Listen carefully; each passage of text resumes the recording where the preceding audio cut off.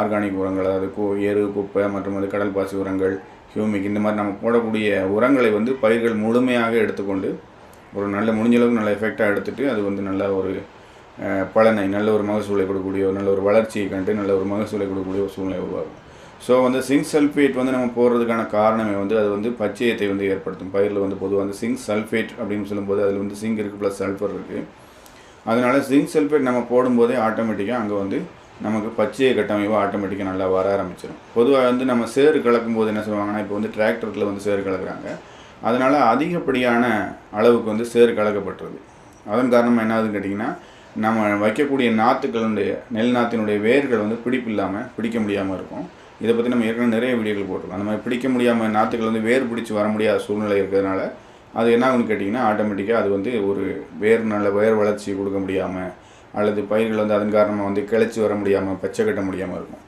So இந்த காலகட்டத்தில் வந்து நம்ம கடைசி உழவின் போது அல்லது நடவின் போது வந்து நம்ம வந்து ஏக்கருக்கு 10லேருந்து 15 கிலோ கொடுக்கலாம். அதிகப்படி குறைஞ்சபட்சம் ஒரு 10 கிலோவாவது சிங்க் சல்ஃபேட் வந்து கொடுக்குறது நமக்கு வந்து நல்லா அந்த மண் வந்து இறுக்கம் கொடுக்கும். முதலாவது நடவின் போது வந்து நம்ம ஏக்கருக்கு 10 கிலோ சிங்க் சல்ஃபேட்டை வந்து நல்லா பவுடர் பண்ணி போடும்போது எல்லா பக்கம் போடும்போது நல்லா வந்து மண் வந்து இறுக ஆரம்பிச்சிடும்.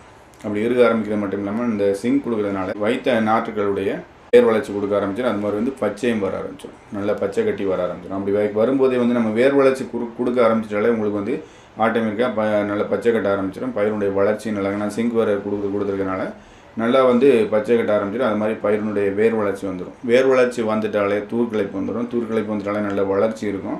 அந்த வேர் வளர்ச்சி கொடுக்கும்போதே வந்து ஒரு தூர்கிளைப்புகளும் வர்றதுனால நமக்கு வந்து ஆட்டோமேட்டிக்காக மண்ணில் உள்ள சத்துக்களை வந்து நன்றாக எடுத்துக்கொள்ள ஆரம்பித்து விடும். மண்ணில் உள்ள சத்துக்களை வந்து முழுமையாக வந்து எடுத்துக்க ஆரம்பிச்சிடும். அது மாதிரி வந்து உங்களுக்கு அப்படி எடுக்க ஆரம்பிக்கும் போது நம்ம கொடுக்கக்கூடிய உரங்களையும் வந்து அதிக அளவில் எடுத்துக்கொண்டு மிகச்சிறப்பான ஒரு மகசூல் தரும். ஸோ சிங்க் சல்ஃபேட்டை வந்து நம்ம நடவின் போது போடுறது ரொம்ப ரொம்ப அவசியமானது.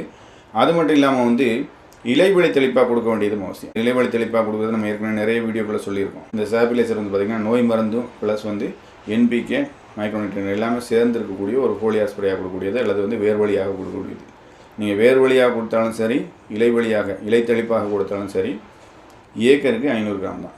நீங்கள் வந்து இலை வழியாக தெளித்தாலும் ஏக்கருக்கு 500 கிராம் தெளிச்சிக்கலாம். இல்லை நான் வந்து யூரியாவில் கலந்து போட்டுக்கிறேன் அப்படின்னாலும் ஏக்கருக்கு 500 கிராமே போதுமானது.